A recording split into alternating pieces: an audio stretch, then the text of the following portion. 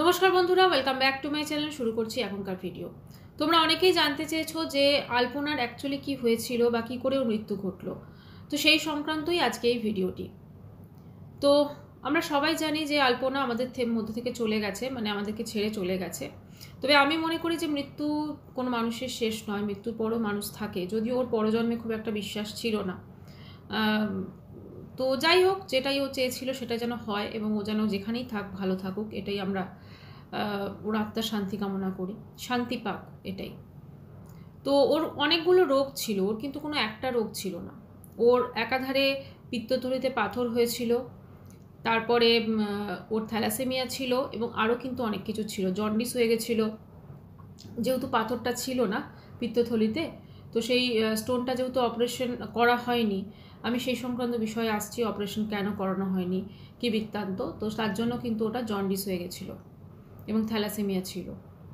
আমরা লাস্ট ওর যে ভিডিওগুলো ছিল এবং লাইভগুলো ছিল, লাইভটা যেটা ছিল সেটা দেখলেই আমরা বুঝতে পারবো। আমার চ্যানেলেও আমি দিয়েছি, তোমরা দেখতে পারো। তো সেখানে ওকে ভীষণ একটা শুকনো মতো লাগছে এবং অনেকগুলো রোগ ছিল, যেটা মানে রথের ইনফ্যাক্ট আগের দিন বোধহয় লাইভ এসেছিল। তো বলছে যে রথযাত্রার দিন তো আমাদের বাড়িতে অনেক রকম রান্না হবে, রান্না হতো, হবে বলেনি, হতো।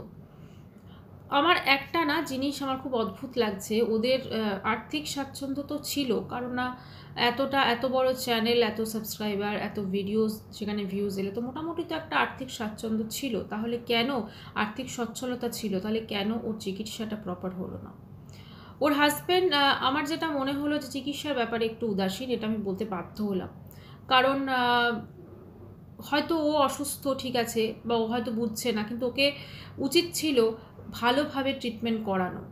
প্রথম কথা বলি, ওর যে গলব্লাডারে যে স্টোনটা ছিল, মানে যেটা হচ্ছে পিত্তথলির পাথর, সেটাকে কিন্তু ডাক্তার বলে দিয়েছিল যে এটাকে অপারেশন করাতেই হবে, কিন্তু ওরা সেটা শোনেনি। ওরা কিন্তু হোমিওপ্যাথি করিয়েছে, যেটা ওর মা বসে বলছিল আর কি একটি ভিডিওতে, যে ওরা হোমিওপ্যাথি করিয়েছে এবং হোমিওপ্যাথি ডাক্তারের কাছে গেছে। কারণ এই স্টোন নর্মালি যদি একদম মানে ইনিশিয়াল স্টেজে থাকে, একদম শুরুর দিকে থাকে, তাহলে হয়তো মেডিসিন সেটা খেয়ে হয়তো সেটাকে মানে সম্ভব, সেটাকে একদম মানে ইউরিন দিয়ে বের করে দেয় নর্মালি, বা সেটাকে কমানো সেটা সম্ভব হয়তো। কিন্তু মেন যে জিনিসটা, যে এত বড় যখন হয়ে গেছে সেই স্টোনটা, ডাক্তার বলছে ওটাকে অপারেশন করাতে হবে এবং ইমিডিয়েট করাতে হবে, ওরা সেটাতে যথেষ্ট উদাসীনতা দেখিয়েছে।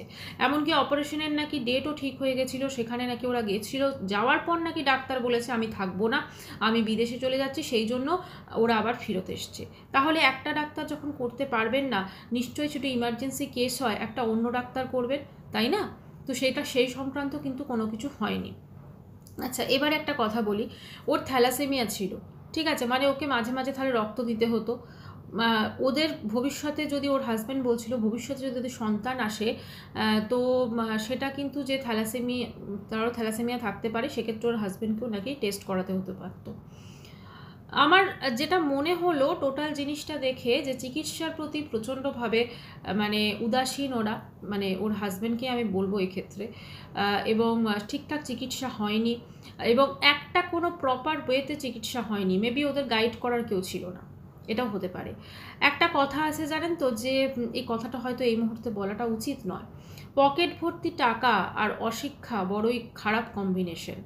মানুষের একটু ন্যূনতম এডুকেশন থাকলেই না, সেক্ষেত্রে যে চিকিৎসা, আমাদের শরীরটা যে কত মূল্যবান, আমাদের শরীরটাই তো সব। আজকে ওরা প্রচুর ফানি ভিডিওস করতো, খুব সুন্দর সুন্দর ভিডিওস করতো, কিন্তু ওর মা পর্যন্ত, মেয়ের একটা এরকম নয়, কিন্তু যথেষ্ট উদাসীন ছিলেন। আজ কিন্তু সব থেকে বেশি ক্ষতি ওর মায়েরও হলো, ঠিক আছে। ওর মা যখন কাঁদছিলেন শেষ যাত্রায়, ওটা সত্যি দেখে মানে কি বলবো, এটা কোনো মাই চায় না তার সন্তানকে এইরকমভাবে দেখতে।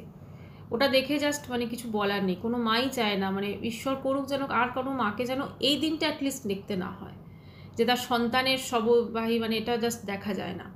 তো যাই হোক, ওর মাও কিন্তু খুব একটা মানে সেই একদম যে সিরিয়াস ছিলেন না মেয়ের চিকিৎসার প্রতি, খুব খারাপ লাগছিল। এবং যখন ওই লাইভে ওদের সবাই বলছিল যে তোমরা কেন চিকিৎসা করাচ্ছ না, তোমরা এখানে ভালো চিকিৎসা করাও, কলকাতাতেই করো, তখন ওরা বিভিন্ন এক্সকিউজ দিচ্ছিল, মানে ওর হাজব্যান্ডই বলছিল বিভিন্ন এক্সকিউজ দিচ্ছিল সমস্ত কিছু। অ্যাকচুয়ালি মেন ব্যাপারটা কি জানেন তো, চিকিৎসা অনেকে ভাবে যে না না চলছে তো চলুক, কিছু হবে না। হ্যাঁ, অনেকে এটাও ভাবে যে ডাক্তারের কাছে গেলে হয়তো প্রচুর টেস্ট করাবে, জিনিসটাকে খুঁজবে, এই করবে, আবার হয়তো বেড়ে যাবে। এটা অনেকের একটা ভাবনা চিন্তা থাকে, স্পেশালি একটু গ্রামের সাইডে এই ভাবনা চিন্তাগুলো কিন্তু আজও আছে। সেক্ষেত্রে দরকার ছিল ওদের যদি কেউ থাকতেন একটা গাইড করার মতো, যেখানে তাদের বলে দিত যে না এই চিকিৎসাটা তোমাদের করাতে হবে। আমার একটা জিনিস অবাক লাগছে, ও স্টোনটা যখন বড় হয়ে গেছিলো, ও যেটা বললো বিশাল বড় হয়ে গেছে, তো সেই স্টোনটাকে তো ইমিডিয়েটভাবে ওটাকে অপারেশন করাতে হতো। এবং আর একটা ওই স্টোনটা থাকার জন্য ওর গা ফা প্রচণ্ড গুলোচ্ছিল এবং খেতে পাচ্ছিল না সারাটা দিন। মানে একে তো থ্যালাসেমিয়া আছে ধরুন, তারপরে যদি সে না খেতে পারে তাহলে তার আয়রন যে লেভেলটা তো অনেক মানে ডাউন হয়ে যাবে, তাই না? কারণ খাবারের মধ্য দিয়ে তো তাকে আয়রনটা ধরুন ভেতরে ইনট্যাক্ট করতে হবে না, মানে খাবার, ওষুধ প্রপার। আমার মনে হয় না ও পথ্য এবং প্রপার পেয়েছে, ওষুধ এবং পথ্য। সেটাও যদি পেতো, মানে খাবার এবং ওষুধ এই সমস্ত কিছু যদি একটা সিস্টেমে চলতো, তাহলে কিন্তু আমার যেটা মনে হয় ও কিন্তু মানে আজকে আমাদের মধ্যেই হতো। ওর যে রোগটা হয়েছিল সেটা, হ্যাঁ, অনেকগুলো রোগ একসাথে হয়ে গেছিলো, একটা চিকিৎসা করা হয়নি, আবার আরেকটা রোগ। মানুষের শরীর তো এরকমভাবে হয়েই যায়, কিন্তু প্রপার ওয়েতে চিকিৎসা করাটা কিন্তু ভীষণভাবে দরকার ছিল। প্রপার ওয়েতে যদি চিকিৎসা না করানো হয় তাহলে কিন্তু ঠিক এইরকমই হয়। আজকে আমরা এই প্রসঙ্গে খুব মনে পড়ে যাচ্ছে নিবেদিতা, আমরা জানি কি হয়েছিল তার সাথে, তার হাজব্যান্ড কি করেছিল আমরা সবাই জানি, ঠিক আছে? সত্যি কথা বলতে কি খুব অবাক লাগে, আজকে ভিডিও মানে হচ্ছে, এত কিছু মানুষ করতে পারছে, কিন্তু নিজের চিকিৎসা যেটা সব থেকে বেশি ইম্পর্টেন্ট, যেটা নিয়ে ওদের আর্থিক সচ্ছলতা আছে, সেটা কিন্তু করাতে পারছে না। মেয়েটার মধ্যে কিন্তু অনেক আশা ছিল, কারণ ও যে লাস্ট লাইভে না যখন বলছিল যে ও রথ কালকে, আচ্ছা আমরা তো ভুলেই গেছি, মানে আমি তো ভুলেই গেছি, মনেই থাকে না রথের দড়ি টানবো, তারপরে আমাদের বাড়িতে রথে না আগে খুব ভালো রান্না হতো, এই যে জিনিসগুলো, মানে কি আগে হতো, মানে কি ওর কিন্তু সেটা করার ইচ্ছা ছিল, ওর কিন্তু ভবিষ্যতে সেই জিনিসটা করার ইচ্ছা ছিল। এবং কোথাও না কোথাও একটা শেষের দিকে মনে হলো যেন ও বড্ড বেশি মানে ঝিমিয়ে পড়ছে, ও বড্ড বেশি আশাহত হয়ে যাচ্ছে, মানে ওর মধ্যে যেন আশাটা সেভাবে হচ্ছে না, ঠিক আছে?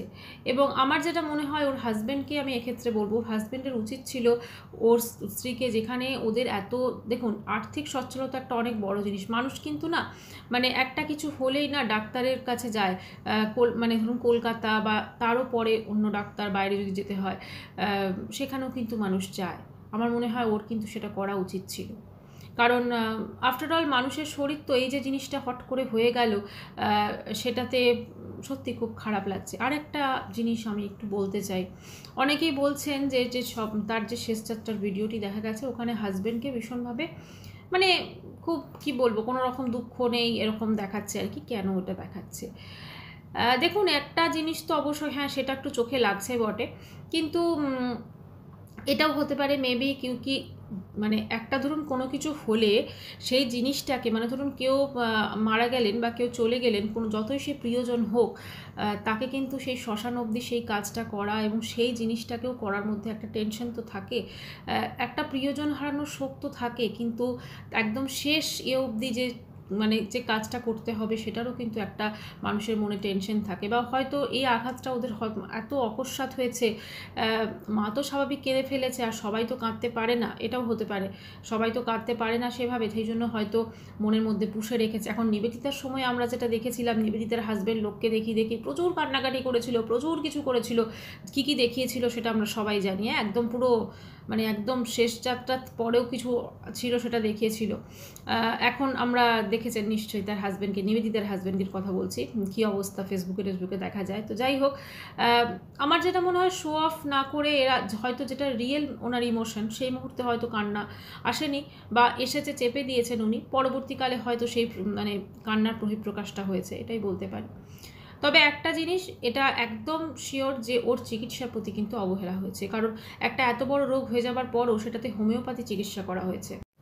হোমিওপ্যাথি চিকিৎসা যে কোনো জিনিস ভালো হয় না এরকম নয়, কিন্তু একটা স্টেজের পর গিয়ে সেইটা কিন্তু আর সেটা ভালো হওয়া সম্ভব না। যেমন ধরুন ক্যান্সার আমি যদি ধরি, ক্যান্সারে একদম থার্ড স্টেজ, যদিও ক্যান্সারের হোমিওপ্যাথিতে আমার মনে হয় না কোনো ওষুধ আছে, আমার জানা নেই। ক্যান্সারের তো ইনফ্যাক্ট কোনো ওষুধই নেই, মেডিসিনই নেই। যাদের টাকা পয়সা থাকে তারাই বেঁচে যায়, ফরেন টরেনে চলে যায়।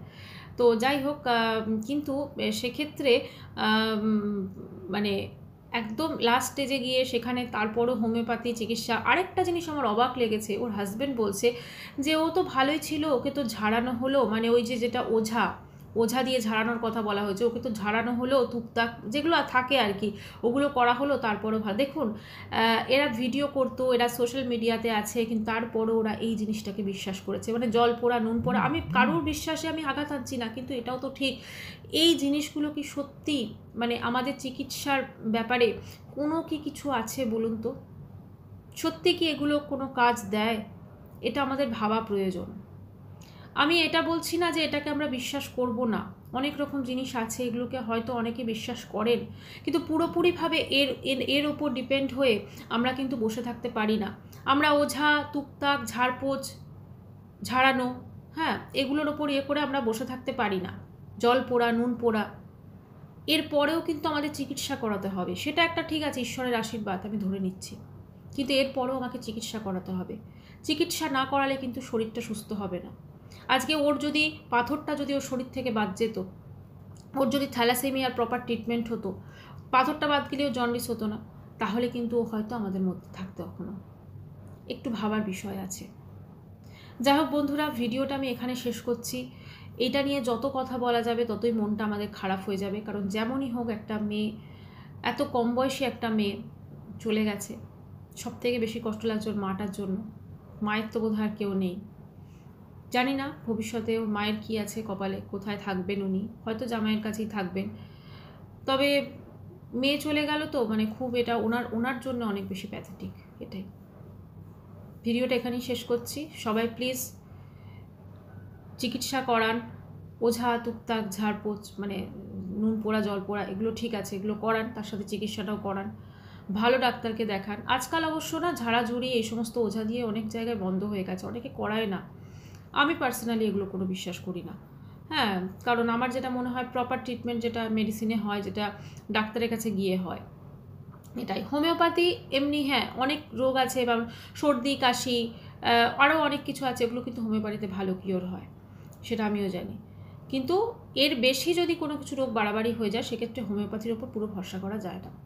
তো যাই হোক বন্ধুরা, ভিডিওটা এখানে শেষ করছি। সবাই খুব ভালো থাকবেন, আর যে যেখানে আছে সে সেখানে ভালো থাকুক, এটা ঈশ্বরের কাছে প্রার্থনা পায়।